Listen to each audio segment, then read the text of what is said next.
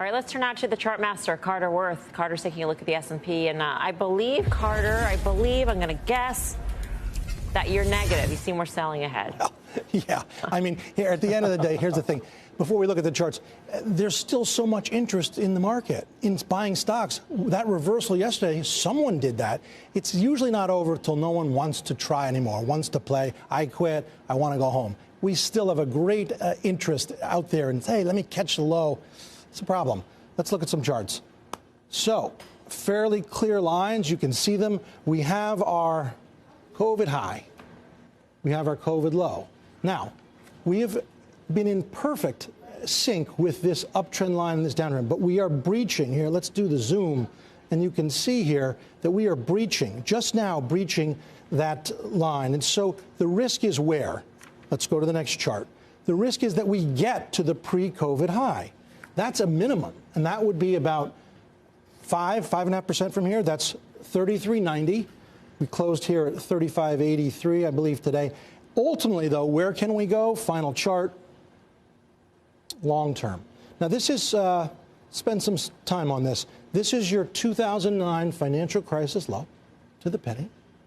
This is your COVID low to the penny. And you can see here, blew out through the top. It's in some reports, the valuation was as high as it was the .com. To be debated, but here's the main problem. We're now in the lower band for the first time in a long time. What if, and I think this is what has to be considered, we're going all the way to the bottom? Well, if you go to the bottom tomorrow, it's obviously different than if you go there. So you go there tomorrow, it's 28.50, 29. We're not going there tomorrow. Well, tomorrow's closed, happily. But if we drift down here over time, you're going to talking about 32, 31.90, and ultimately, what is the premise for big up from here for equities? I don't see it. All right, Carter, thank you.